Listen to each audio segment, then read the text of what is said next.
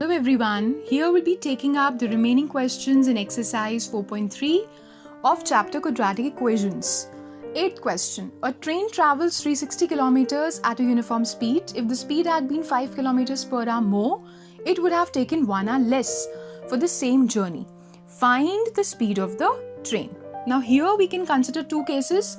Case 1, when the speed is x kilometers per hour, we are assuming, and case 2 will be when the speed is increased by 5 kilometers per hour. In both these cases, the distance that is being traveled is same, that is 360 kilometers. Also, we have a formula: speed is equal to distance upon time, or time is equal to distance upon speed. We apply this formula and we get the value of time for the two cases. One is 360 upon x hours, the other is 360 upon x plus 5 hours. Now they are saying that when the speed is increased, that is this time here, the train is taking 1 hour less than what it was taking when the speed was x kilometers per hour, or when the speed was not increased. So I can simply relate the two times and I can form this equation. When I rearrange, I can write in this way. I further take LCM and I open the brackets and I cross multiply. So this is the equation that now I have. 360x and minus 360x will get cancelled out and I'll be left with this. Further, I simply take all the terms present on the RHS to the LHS and I get x square plus 5x minus 1800 is equal to 0 as my quadratic equation. Now this equation can be solved in the different methods that we've already learnt. I will choose a method for myself. We can use any method until and unless it is mentioned in the question. So I am choosing middle term splitting here to solve the question to find the value of x here. So I want to write plus 5x in terms of the factors of 1800. So first I should know the factors of 1800. I see that all these are the factors of 1800, and minus 40 plus 45 will give me plus 5. So plus 5x can be written as plus 45x minus 40x. So I have done that. I take the first two terms together. I have x common and I'll be left with x plus 45 inside the brackets. Next two terms I take minus 40 common and I'll be left with x plus 45. Now I can simply take x plus 45 common from the two terms and I'll be left with x minus 40. The two brackets separately can be equated to 0. I've done that, and when I keep solving, I see that the values of x that I have, one is x is equal to minus 45, the other is x is equal to 40. So we were supposed to find the speed. Speed cannot be negative, hence x equal to minus 45 is discarded. And we are left with x equal to 40. So the speed of the train is x is equal to 40 kilometers per hour. Now I come on to the 9th question. Two water taps together can fill a tank in 9 3/8 hours. The tap of the larger diameter takes 10 hours less than the smaller one to fill the tank separately. Find the time in which each tap can separately fill the tank. Now here let us consider different headings. One is when we talk about the conditions related to larger diameter tap. Second is smaller diameter tap. Third is when the two taps together are working. So we write for smaller diameter tap, the time that this tap is taking to fill the tank completely, let us consider that to be x hours. Also, according to the condition that they've given us in the question, the time taken by the larger diameter tap will be 10 hours less than the one that was being taken by the smaller diameter tap, that is x minus 10 hours now. Also, we know that we should know that when the total time that is being taken to fill a tank is given to us, we can write the part of the tank that is being filled in 1 hour in terms of the total time. How can we do that? The part of the tank that will be filled in 1 hour is equal to the reciprocal of the total time taken to fill the tank. We need to remember this, and when we apply this, we get the part of the tank that is filled in 1 hour for the smaller diameter tap to be 1 upon x, and the part of the tank filled in 1 hour for the larger diameter tank to be 1 upon x minus 10. Now I come on to the third case, that is when both the taps are working together. When both the taps are working together, the time that it is taking to fill the tap, they have given us. You further simply, this is a mixed fraction, we simply solve this and we get 75 upon 8 hours. Now the part that will be filled in 1 hour when both the taps are working will be the reciprocal of this time, or 1 upon 75 upon 8. We rearrange, we solve, and we simply get 8 upon 75. So I have these three things here. For smaller diameter tap, the part that is filled in 1 hour is 1 upon x.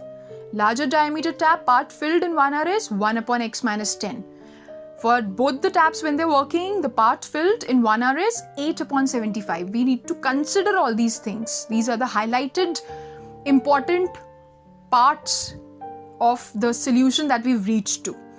Now I can relate these three things. How can I relate them? I can simply say that the part of the tank filled in 1 hour when both the taps are working is equal to the sum of the part of the tank that is being filled by the smaller as well as the larger diameter tap in 1 hour. So I can simply write 8 upon 75 is equal to 1 upon x plus 1 upon x minus 10. I take the LCM and I'm left with this equation. I further open the brackets and I get this. Now you see here 2x. How have we got 2x? Because in the above equation, x and plus x are being written as 2x. So I have 2x minus 10 upon x square minus 10x is equal to 8 upon 75. Now I see in the numerator present on the LHS, I can take 2 common out. So I can write this 2 brackets x minus 5 for this 2x minus 10. And for 8, this 8 and the 2 can be simply cancelled and I'll be left with this equation. So I'm doing this just to reduce my calculations. Otherwise you could have proceeded with big numbers without reducing also. I'm doing it because it will be easier for me to proceed this way. So I have this. Now I further cross multiply. I simply multiply 75 with x minus 5 and I multiply 4 with x square minus 10x. And I'm going to reach to a level where I have this as my equation. Further, I simply take all the terms present on the LHS to the RHS and I'll get this. I see that minus 40x and minus 75x can be written as minus 115x. So I've done that. So I see that minus 100 minus 15 will give me minus 115. So I'll do that. In place of minus 115, I'll write minus 100x minus 15x. Now further from the first two terms, I see 4x is common. Inside the brackets, x minus 25 is left. Next two terms, I take minus 15 common, x minus 25 is left. Further, I simply see that x minus 25 can be taken out as common and we'll be left with 4x minus 15. The two brackets equated to 0 can be solved and the two values of x that now I have is one is x is equal to 25 and the other is x is equal to 15 upon 4. Now both these values are possible. We were supposed to find the time that was being taken by the two taps separately. So I'll take the two cases now. Case 1, when time is 25 hours. Time taken by the smaller diameter tap to fill the tank is 25 hours. And the time taken by the larger diameter tap is x minus 10 hours, that is 15 hours. And the next case is when the time taken by the smaller diameter tap is 15 upon 4 hours. So the larger diameter tank will be taking x minus 10 hours or 15 upon 4 minus 10, which I further solve and I see that I get 15 minus 40 upon 4 hours, which I further keep solving and I reach a point where I have minus 25 upon 4 hours. So time cannot be negative, hence I will be discarding this value of x here and I'll be left with the previous value. Now coming on to the 10th question, an express train takes 1 hour less than a passenger train to travel 132 kilometers between Mysore and Bangalore. If the average speed of the express train is 11 kilometers per hour more than that of the passenger train, find the average speed of the two trains. So here we see they are talking about two trains. They're also talking about the time that the two trains are taking. They have related in some way, and they have also related the speed of the two trains. So we need to take two cases here. One case will be for passenger train, other will be for the express train. I'll say let the distance that the two trains are covering for both the trains, the distance is same. That is 132 kilometers. Now, let us consider the speed of the passenger train to be x kilometers per hour. According to the condition given to us in the question, the speed of the express train is 11 kilometers more, or it will be x plus 11 kilometers per hour. Also, the time we can write in terms of, as discussed earlier in the 8th question, we've written time in that same way for the two cases here. Next, we know that this time that the express train is taking and the time of this passenger train has been related in some way. So the passenger train is taking 1 hour less than the express train. So I can simply write 132 upon x plus 11 is equal to 132 upon x minus 1. And I get this. I further simply solve. I take the LCM, I open the brackets and I cross multiply. So I'm going to get, I'll see that 132x and minus 132x will get cancelled out. I'll be left with this. Cross multiplication is done and we are going to reach a point where I have this as my equation. Negative signs are also cancelled out from the two sides. When I open the brackets, I have 1452 is equal to x square plus 11x. Or simply rearranging the terms, my quadratic equation is x square plus 11x minus 1452 is equal to 0. Now I want to write this plus 11x in terms of the factors of 1452. So this I have done by simply writing 1452 as this, and I see that plus 44x and minus 33x can give me plus 11x. So I can do that, and I've done that here. I keep the first two terms and the next two terms together separately as we've been doing, and I'm simply left with this equation. Now I can see that x plus 44 can be taken common and we'll be left with x minus 33. I simply solve the two brackets separately and I'm left with the two values of x. One is minus 44, the other is 33. Speed cannot be negative, so I discard minus 44 here and I'll be left with 33 as the speed of my train. So I can simply say that the speed of the passenger train is 33 kilometers per hour, while the speed of the express train was 11 kilometers per hour more. So it will be 44 kilometers per hour. Now coming on to the 11th and the last question in this exercise, sum of the areas of two squares is 468 meters square. If the difference of the perimeters is 24 meters, find the sides of the two squares. So it is very clear if you look the question that they've given us, they're talking about two squares and they've given us the sum of the areas of these two squares and the difference of the perimeters. And they are wanting us to find the sides of the two squares. So for this, I'll be considering two squares, one square 1 and square 2. I'll take square 1 to be a square with a longer side. So its area will also be larger, its perimeter will also be more as compared to the one of the smaller side. And the smaller one, I'm taking it to be square 2. I'll consider the side of the larger square to be x meters. So the area will be x square meter square. They have given us in the question that the sum of the areas of the two squares is 468 meters square. So if I know one value and I know the sum, I can write the second value in terms of the conditions that are given to me. So I can simply write that the smaller side square's area will be equal to 468 minus the area of the larger square, that is x square. So I have this equation here for the area of the smaller side square, that is area of square 2. So I've written the areas, and also I can say if the area is given to me, area can be written as the square of the side, or I can write side square is equal to 468 minus x square. I want the value of side, so I'll be taking the square root on both the sides. So I have the value of the side to be under root 468 minus x square. Meters, unit has to be applied. So this is what I have. We had a larger square, we had a smaller square. The side of the larger square is x meters, the side of the smaller square we don't know. We have found out it to be under root 468 minus x square. Area of the larger square is x square, area of the smaller square is 468 minus x square. Now the perimeter is 4 into side. This is the formula for the perimeter. So if the side is x, the perimeter of square 1 will be 4x meters.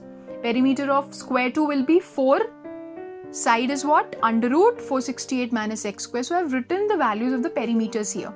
Now they have given us a condition wherein they are relating the perimeters. They're saying that the difference of the perimeters is 24.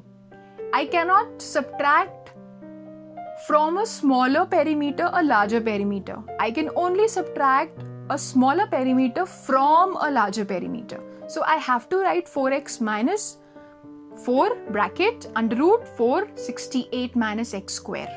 So I've done that. So this is the equation that I have. This I'll be solving, I'll be reducing this equation. How? I'll be taking 4 common. I can see that 4 can be taken out common. So I've done that. And I'll be simply taking this 4 on the other hand. I'll be cross multiplying and I'll see that 24 upon 4 will give me 6. So this is the equation that I have now. Now I take this x on the other hand so that one side I'm only left with the under root sign. Now I simply take the square on both the sides. I'm squaring the two sides. I'm squaring the entire equation here. And I see that on this LHS minus, when it is squared, it will give me a plus value. And under root, when it is squared, the root sign simply gets vanished. So I'm left with 468 minus x square on the LHS, and on the RHS, and I'm simply applying identity a minus b whole square, which is a square minus 2ab plus b square. Now I rearrange the terms. I take all the terms present on the LHS to the RHS, and I'll be left with this equation. For the x square and x square together, 2x square I can write, and plus 36 minus 468 can be written as minus 432. I've done that. I simply take 2 common from the 3 terms present on the RHS, and I'll be left with this as my equation. I can further rearrange these terms, and the equation that now I have is x square minus 6x minus 216 is equal to 0.